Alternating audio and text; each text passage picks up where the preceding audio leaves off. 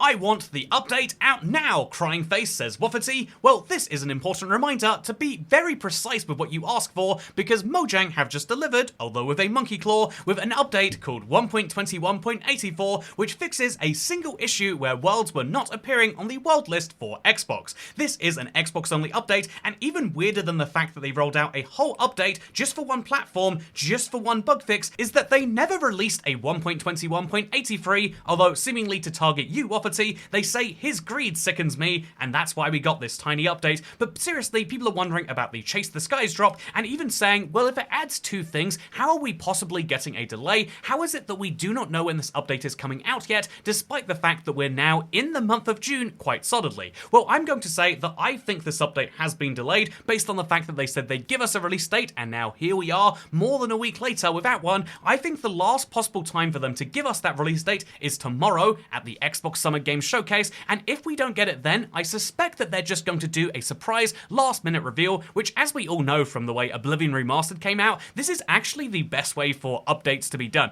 I think we are in an era now where everything is overhyped and overshared ahead of time, so just seeing something pop into existence is actually pretty damn cool. That's actually a pretty good way to describe the Switch 2 Legacy Console Edition, by the way. Amazingly enough, they did manage to allow this to be ported over to your Switch 2, and it means that your Switch 2 hardware can actually run it, as Rob Dev Official says on the RIBX Toycat subreddit, way better than on the Switch 1. And it's amazing that this is actually true. The Switch 2 is a great example of how a console upgrade can be small but feel big by actually applying to every single game from the previous platform, and I'm sure a lot of that is just down to storage improvements, but still, I absolutely love that I can play a game that hasn't been updated since 2017, and it is going to be way better. And yes, I also can't believe that's what the totem looks like, but thank you for posting that, by the way, and thank you, the Lola is a Spy, for saying, why did you buy a Switch 2? That was the worst financial choice you could have made. And because funnily enough, this is actually the nicest way someone has asked this. I've had a massive wave of backlash and hate from Nintendo fans on the channel saying things like $80 games are disgusting and unjustifiable, or that they won't be supporting overpriced stuff from Nintendo, even going as far as to say that they had to downvote the comments. I think it's disliking, but they had to do that because people shouldn't be supporting this product. And I want to say that, yeah, on the surface, I actually agree that the Nintendo Switch 2 does seem like a really bad value justification. I think £400 for a Nintendo console when the games that are more expensive than before, it kind of sucks on the surface, but the biggest way to respond to something you think is too expensive is not to buy it, not to go on the internet and spend all your time thinking about it, but more importantly, I would say, to be your resident contrarian that you all know me to be, I actually want to say that $80 games aren't pricey. In fact, they're cheaper than they were when they were 60. I know people hate when you bring up inflation, but it has happened. Your money is worth less than before, and so a game that was £60 in 2015, they've been worth that for longer than that, but let's just say 10 years ago, should now be worth £82.63. But if we look at Mario Kart World, the most expensive game Nintendo has released in a very long time, it costs £75 digitally, or physically, or £67 digitally, which means it has actively gone down in price, which is impressive, in my opinion. The Nintendo Switch 2 also feels expensive at $400, but I already needed a new Switch. My current one is so busted, the Joy-Cons are drifting, the screen is... I needed a new Switch anyway, and I figured, given that I would like to share it with all of you on the internet, I'd make it a business expense and then go crazy with it for the first few days, which is why you've seen so much content from my Switch 2.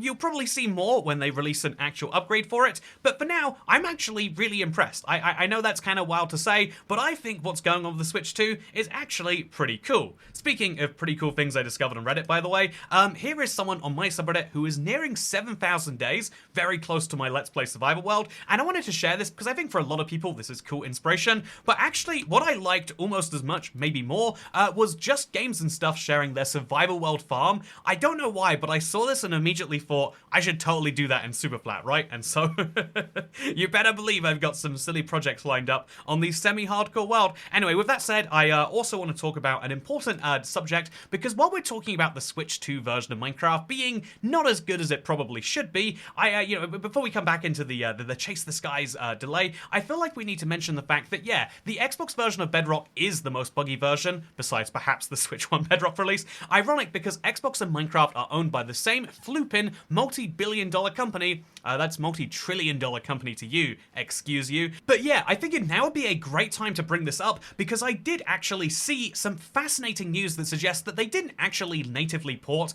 Minecraft onto the Series X, but they actually did something a little bit lazier. And so this came from Adam Hannon. This is really important to know about if you're into your hardware improvements. If you're wondering why the Series X version of Minecraft isn't as good as you'd expect from a generational improvement, their suggestion was in response to me saying that the Series X actually does have a native port that released in March 2024. This is what Mojang has said and what seems to be true, but they say no, it doesn't. It has an Xbox One application using Xbox One X enhancements to allow 4K on the Xbox Series. And to back that up, they actually provided these screenshots. This is Minecraft, which is Gen Durango, that is to say Xbox One edition, but then it says console type Xbox One down here. This is being run on an Xbox Series X, and for comparison, here is Elder Scrolls V Skyrim being ported to the Series X, which says Xbox One Gen 9 aware. The 9th generation of consoles is the Series X. It's still a Gen Durango game, but it can take advantage of the fact that it's on a Series X, whereas a natively built game like Cyberpunk 2077 actually says Gen Scarlet, Xbox Gen 9 is pre-indexed. In other words, Minecraft running on the Series X is not getting anywhere near the performance that it should because they haven't actually natively ported it yet. They've tried to do so for the preview a few times, but apparently have reverted it. And the reason I just wanted to mention that is because, yes, this backs up what I already know to do with Xbox, which is to say that it is one of the roughest places to play Minecraft.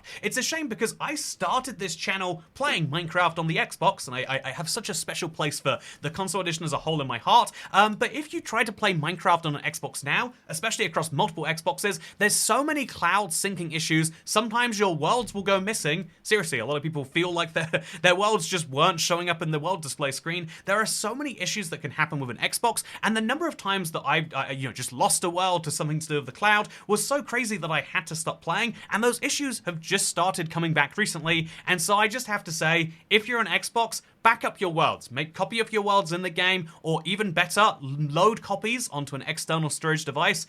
Please, my Xbox people, I don't want anyone to lose a long-term world, because it absolutely broke me when I lost one of my favorite big city worlds I started building on Bedrock, and if you don't want to lose something like that yourself, then make sure that you be careful. Speaking of, I also lost one of my creative worlds. I had to restart it again from the 360 backup. There's a lot of important things that you might lose, and so please take this as a warning, and if you don't take it as a warning, well, here's something fun. I actually asked last week, as with the release of Toycat's Toolkit, for people to give suggestions in the comments, and we would take some of those and put them into the next update, which we're working on now, by the way. But what's interesting about this is the fact that one of the top comments I really enjoyed was this one saying that the copper shield is something they'd love to see. I actually agree with that. But then I saw this one from the Wimp11 saying the spinneret is really making me want to build New York City and live out my Spider-Man dreams in Minecraft, and this wasn't a suggestion, but it was to me, you know?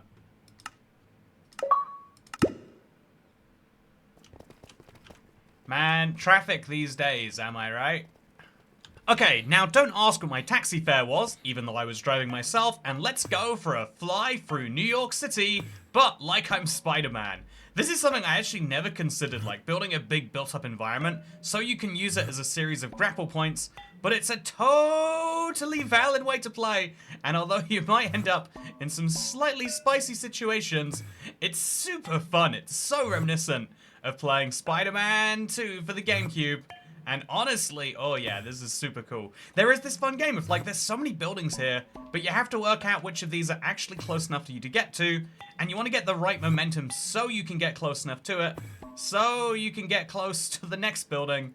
It's actually really fun, and I would recommend having an Elytra on if you want to make sure you don't die like that. But yeah, let's go. Fly with the Elytra, unequip it, and then use the speed Renault to the building here, so I can get closer to that building, that big tall one there. Actually, you know, let's go to the most recognizable building in New York. Oh yeah, I'm on top of the Empire State. And now, I mean, I'll forever be on top of the Empire State, I guess. Win! On the subject of winning, now it's worth asking Snake Smithy Cup's original question of why is it that we're getting two things in a Minecraft update and it's somehow going to have a delay, and this is a really valid question to ask, and it's the answer to it is technically because neither of those two things are causing a delay in the update, but actually it's the big overhaul that Minecraft are making to the graphics that has caused that delay to happen. Vibrant Visuals is the biggest change that Minecraft has made in a very long time, and I've got to say, the entire validity of the summer drop, the entire feel of whether drops have been better than updates entirely comes down to what you think about vibrant visuals as a whole. Is this a great change they're making to the game that will forever, change the way that we experience it?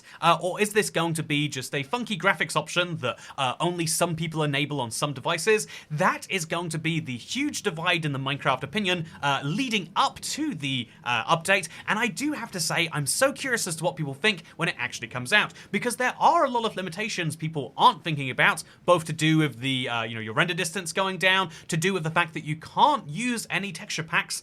As a pro tip, here is me in my Minecraft world. I think we can all agree that this is vibrant visuals you're seeing in the top left preview here, but if we go in and try to add a texture pack to this very vibrant world, I'm going to use the classic texture pack because I think that that's a really delightful one. This is the official classic textures. It's the one from the marketplace itself. It's officially made by Mojang, and it'll have that goofy, silly totem in it, but if we enable this texture pack, you might have already seen that our background has changed, and yep, right there you can see that, well, actually it says can't find animation riding body, which is not what I was expecting, but weirdly, not only does everything look old, and let me find that totem.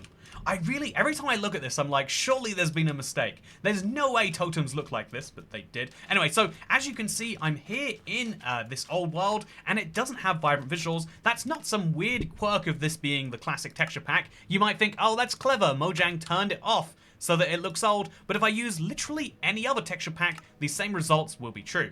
I'm going to pick a well-updated one that I think would work really well. Okay, I'm going to have to download it, but I'm going to pick a well-updated texture pack here. And again, we are playing this on a very vibrant visuals-capable PC. My specs are at the top if you want to read them, but I should be able to run vibrant visuals, but there is a fun fact in that I cannot. So, by the way, my totem looks weird, but here is me going to graphics. No vibrant visuals are possible. And you might be wondering why this is. Is this a mistake by Mojang? Are they trying to lock out texture pack creators? Well, no, actually, but it is a fun thing to know about. You can't use texture packs with vibrant visuals because every single texture has to be specifically programmed for those visuals. And if you can't think about that being immediately obvious, let's pick a few blocks, for example. Like, literally the things named block. If I place a block of emerald down and a block of diamonds down, if these use the default of reflectiveness and emissiveness, that actually wouldn't make any sense. The diamond block in the city texture pack is a very hollow, stale, I don't know what the word is, like very non-reflective block, whereas emeralds are very reflective, I would say. Maybe they should even emit some light for this to make sense. But until the texture pack developer specifically tells the game what to expect from vibrant visuals, until they've released an update to support it, and they add all of those texture details for every single texture out here, including these cute little cacti, by the way. Love that. But until they go out and do all of these changes, then no, there is absolutely no way you can have vibrant visuals on any device or any texture pack, which is absolutely nuts, and is a useful reminder about why vibrant visuals is such a big deal. You might think that it's just shaders, but that is to simplify the massive work that has been done over the last few years to bring this capability into Minecraft's fold, and I absolutely love the way that shadows apply. I love the way that textures are reflective, but yeah, that is why vibrant visuals was delayed, because they wanted to make sure that before this went out, it was I was going to say perfect, but actually it's specifically not perfect. There's a lot of fun flaws in this update. Do you want to see one of my favorite ones? So if we grab the happy gas, for example, did you know it's meant to have a texture, but doesn't? So let me show you what I mean by that. Here is a happy gas, he's great, and if we lead him to something, he's meant to have leads that are visible all over him. I guess we'll use a boat to prove this point. He's meant to have them be visible all over him, but actually, despite that texture being in the game, it is not actually visible here. So I try this one more time. I'll put another boat and attach that to him, and okay, is that better? There we go. So yeah, there's meant to be a big texture all around the happy ghast, but instead we just have the 4 leads trailing around him. And yeah, that's an example of how I would say the happy ghast, I would say that the rest of the summer drop really is the second fiddle to what the main thing that Minecraft have done is. And I would like to say that all of the changes we've seen to vibrant visuals really have come in the last 6 or 7 weeks, which is that useful reminder to anyone out there that even though you can spend years and years and years doing something, in my opinion, most of work actually gets done in the last few minutes. I love this weird fact, by the way, that vibrant visuals is more, it can detect when you're above a cave and it will change your like background accordingly. Super strange. Anyway, speaking of super strange, I hope that you found this video to not be too super strange. If you have, then don't forget to like it, favorite it, and subscribe it.